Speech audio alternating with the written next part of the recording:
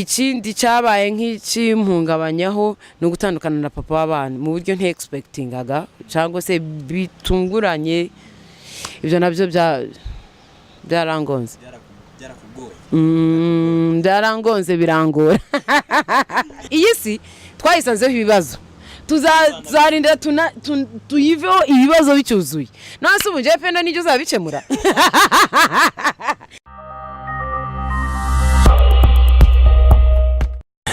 Yes, Pendo bimeze bite? Freshman. I know. Ikiganiro tugisubiyemo. Ewa ni jana kwijana.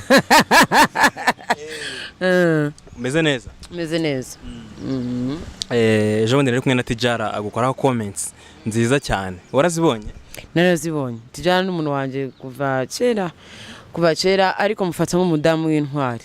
Yaje nkosora mu bintu byinshi yaba kungira inama yaba kumpumuriza mu gihe numva mpungabanye buri muntu wese regagira point yumva aremerewe so iyo Tijara tuvuganye numva nduhutse and ejo bundi ho by'umwihariko arankosora akora ubukwe bwa kabiri nge ntarabukora nta rimwe but I'm happy for her. Her love story ni story nziza iryoshye kumva. Yes. Ni muntu ki kuri wowe? Mufata nka navuga ngo ubundi mu buzima mwita mama niko ni nako mwita mama kubera ko hari ibintu byinshi cyane mwigiraho n'ibintu byinshi cyane anamfasha mu buzima busanzwe yego. Ejo bundi namurindwa nawe twaraganiriye akuvugaho. Wowe rero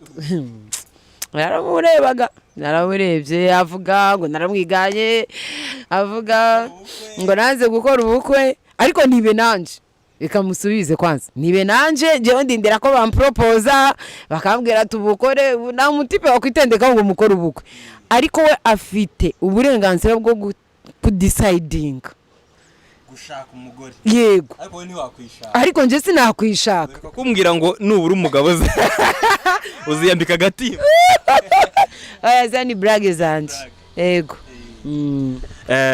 Bimeze bite se mu buzima busanzwe Anita ameze ate muri iki gihe ndabona mu maso uri muragenda ubigisupusupu? Oya ameze neza nabarimo kutureba barabibona ameze neza. Buri Anita akora imirimo ingahe mu buzima bwe? Navuga ngo yinyishura hari niyo nkora itanyishura cyangwa se nigera kuzabona icambere ubu ngubu ni ubunyamakuru of course MC no DJ nibyo navuga ngo nkora mu kazi ka Monday to Monday January to December nibyo bintu nkora binyishiriza amafaranga so far yego. Monday to Monday kuwa mbere kugeza kuwa mbere uruhuka ryari? Nduhuka akenshi nko kwa kane nduhuka nyuma ya saa sita. Nyuma ya saa sita nabwo nijoro ndara nkora kwa gatanu biragorana kwa gatandatu nabwo nduhuka ku manywa ku cyumweru nduhuka mu masaha ya mu gitondo make kubera ko mba naraye nkora nkataha saa 11 ndaryama nkabyuka saa 4 n'igice nkatangira gusenga nkavayo ubwo nkatangira nibwo abana baba bambonye fully navuga ngo uburyo bwuzuye bamfite rero ubwo nkajya muri aferi za famille.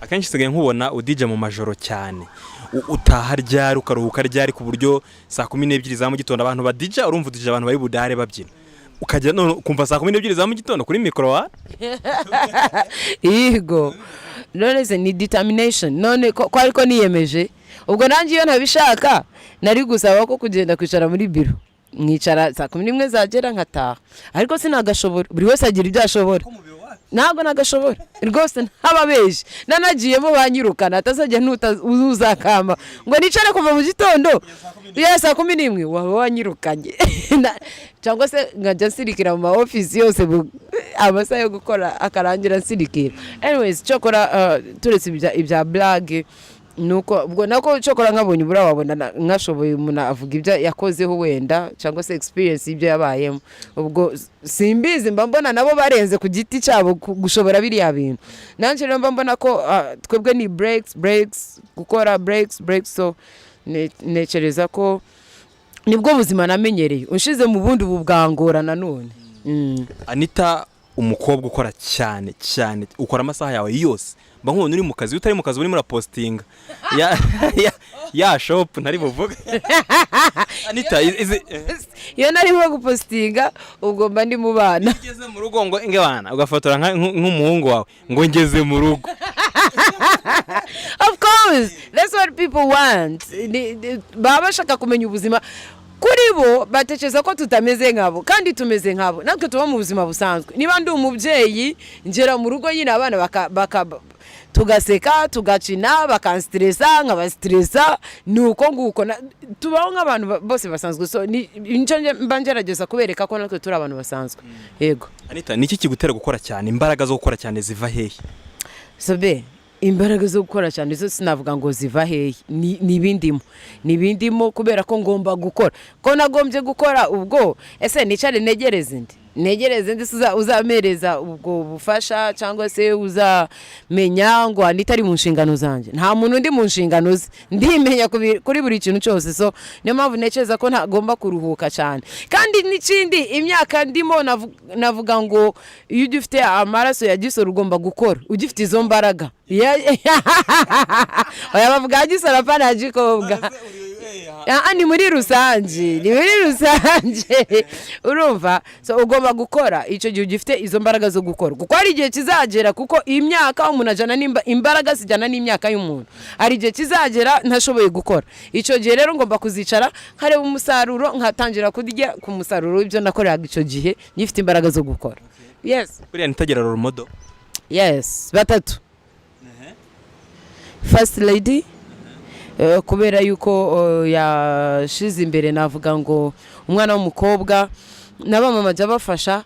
So ndatekereza ko hari ikintu gikomeye yakoze kandi ku buryo bugaragara. Hari n'ababikora ntibigaragara ariko yarabikoze we ku buryo bugaragara bigira na impact ku buryo bugaragara.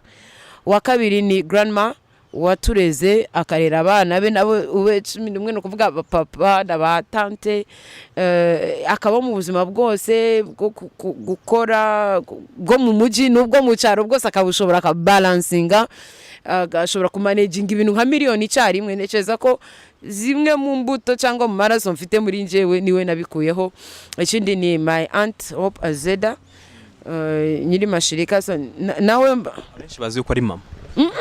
Oya ni aunt ni aunt we mubona atari umujene tameze ciwe turasa yego gusa turasa ariko ubona yuko nyine aracari mutoya kumubona.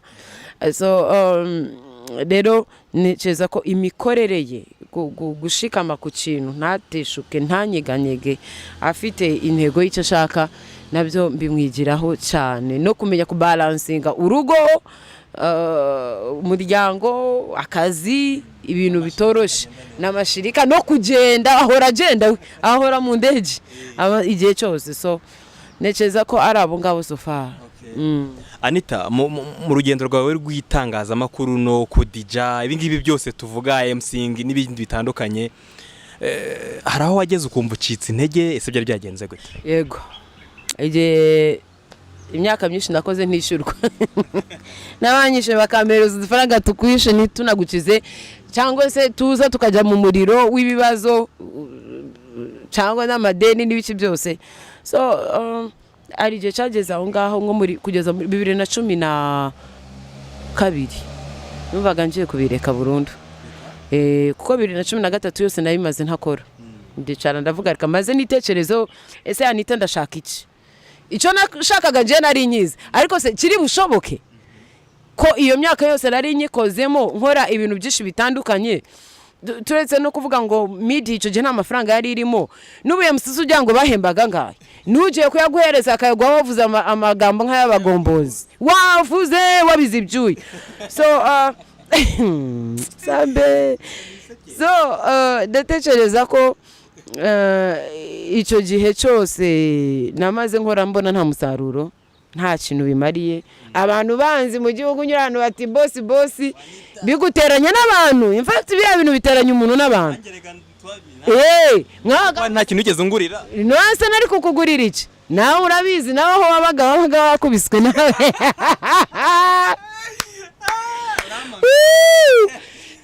urumva ni buriya buzima rero nageze ngo numva ngiye kubireka muri 2012 nicara umwaka wose 2013 2014 nibwo nabonye akazi muri RBA.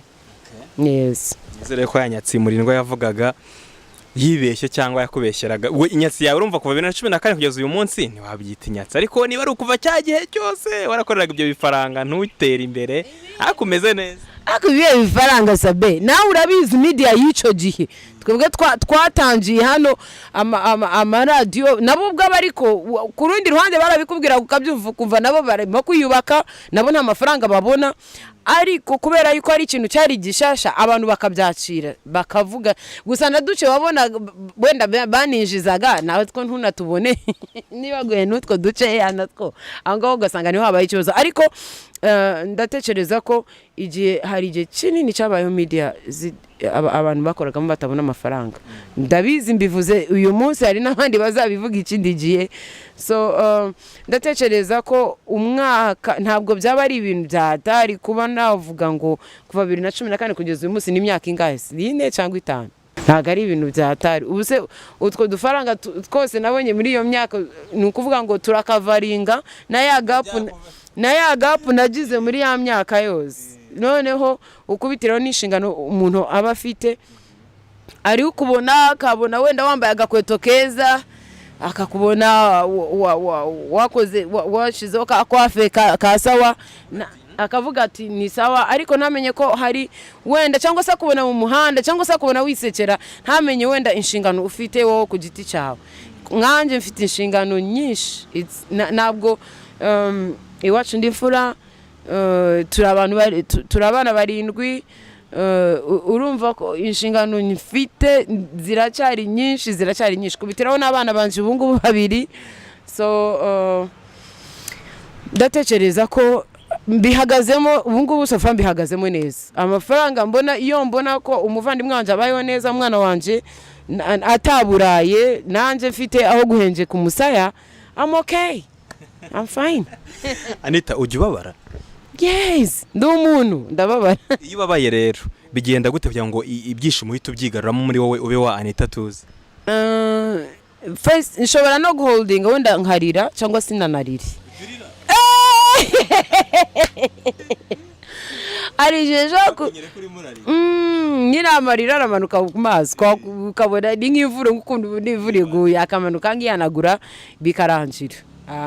Zarangira nkafata nka music nkumva, ariko ubu ngubu mfite abamara stress bo baruzuye rwose tirani na Ryan abo ngabo usho no gusangurira akavuga ati mami bim ati modoka basi ubwo kabo bivuyemo raturi ugahita turi kugaseka. So ibyo ngibyo neceza ko nagari nje nago marana kurakara cyangwa se uburakari igihe kirekire n'umwanya muto bimba umwanya muto. Anita mu buzima bwawe n'iki cyagushimishije cyane nabyita ibyishimo by'ikirenga bisumba ibindi wagize hari habaye? Yes, kuba mfite abana.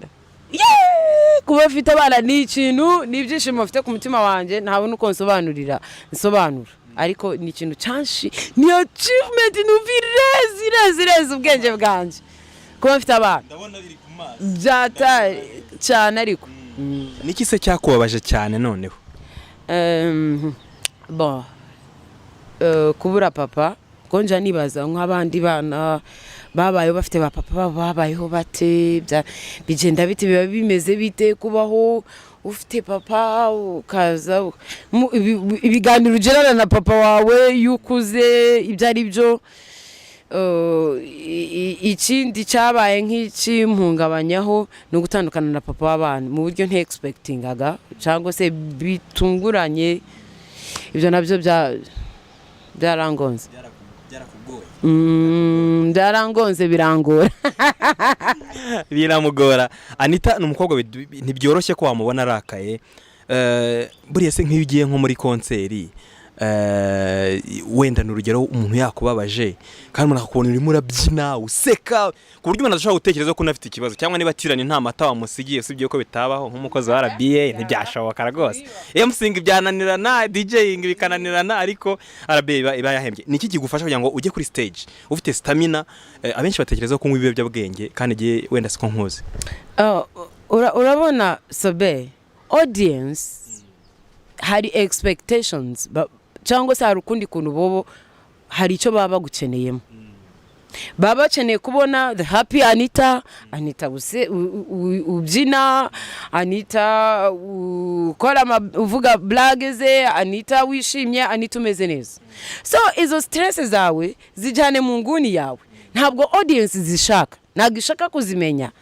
Okay, niba unazifite wumva ushaka kuziba presenter, injira kuri stage wabwiye uti rero njyewe ngeze hariya hepfo umumotari aranyambura turarwana, ubu ngubu reka mbanze nshire stress hanyuma dukomeze. Niba ushaka kubibabwira bibabwire, ariko ikintu wowe ufite mu mutima wawe utashoboye kubwira public ngo noneho munafatanye, okay byihorere noneho ubashimishe kubera yuko bakubone muri version iri positive. Nibyo bashaka, ntago bashaka iyo version yindi. Niba kandi nayo ushaka kuyibereka yibereke mu buryo bwawe ushaka kuyiberekamo, ariko apana mu gihe cy'ibyishimo kuzuvangira abantu ngurazana imibabaro yawe, kuko buri muntu wese agira imibabaro ye, buri wese agira stress ze. Ikindi rero njyewe necereza nuko iyi principle cyangwa se amwe mu mahame yanjye, iyi si twayisanzeho ibibazo, tuzarinda tuyiveho ibibazo bicyuzuye. Nase ubu njye pendo n'icyo uzabikemura ibishoboka. Professor Nigango aratekerereza isi no so ayitekerereze se kubesha umusaza nago bishoboka. Rero niyo mpamvu kandi ni ibintu abantu bagomba gutekereza bakanishiramo. Icya mbere ntago uzahora wishimye, nta nubwo uzahora ubabaye. Rero gerageza ku balancing, wowe ni wowe guhitamo niba uzahora ubabaye cyangwa uzahora wishimye. Rero balancing, kuko ikintu cyose kigira nta kintu kitagira iherezo, kitagira na solution. Yes. Anita, niki ubuzima bwakwigishe by'umwihariko rya somo ry'ubuzima wize ku buryo wumva warisangiza urubyiruko? Ugira abantu benshi urubyiruko bagukunda bazi uko ibintu hari n'abatekereza ko ari business urimo. Gira isomo ubasangiza mu byo wize mu gihe cyose umaze. Icya mbere necereza gikomeye kuri njyewe nabwira abajene bari hanze aho ngaho baba tureba tunyura mu buzima busanzwe, cyangwa se hari n'abatuzi gusa ko tukora akazi kaduza n'abantu benshi. Cyambere ndo kudacika intege, muco wiyemeje no kugira umwete mu byo ukora.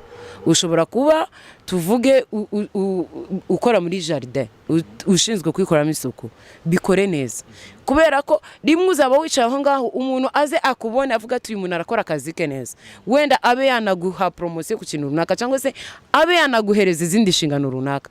Kora akazi kawe, si ngombwa gukora iby'akanaka. Kora akazi kawe nk'uko ubizi ushoboye kandi ubikore neza n'umwete. Icyo nicyo cyambere. Ikindi cya kabiri, njyewe nize ubu ngubu mu buzima busanzwe nuko abantu barahinduka.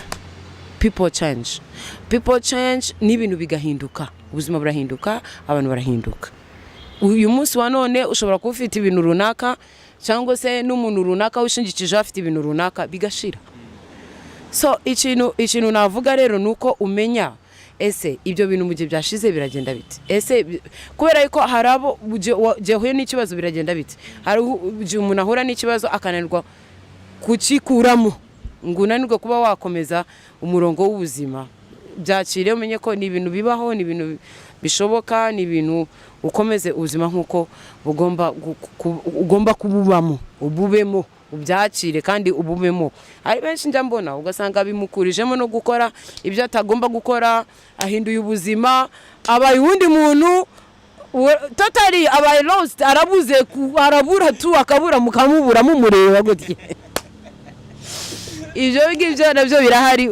So abajene nibyo reka mbaheze tuvuge nk'abajene ubu ngubu arangije kaminuza, arangije secondaire, ari expecting ko yiga kaminuza. Tuvuge hari tante cyangwa oncle cyangwa mama cyangwa papa kumwishura kaminuza, ubushobozi burabuze. Aho kugira ngo ashaka plan B, uburyo buri positive, agatangira akaja mu biyobyabwenge. Yes, akaja kunywa itabi. Uwo mukobwa agatangira akaja kugira iki? Thank you. So ugasanga biba bishaka ngo toujours ube uri tayari ku kintu ushaka, ndetse unateganye na plan B mu gihe bitemeye uko byageze uko we ubiteganya. Nje mbabona hanze hanga benshi. Yes. Anita, ibintu avuze birakomeye kandi abenshi mu Banyarwanda n'urubyiruko 60% n'urubyiruko urumva ni ikibazo. Reka tugende tugana ku musoza Anita, tunamukure kuri ufite akazi kenshi. karakomeye nawe karakomeye. uyu mwaka dufite akazi kenshi. Anita reka tugane ku musozo.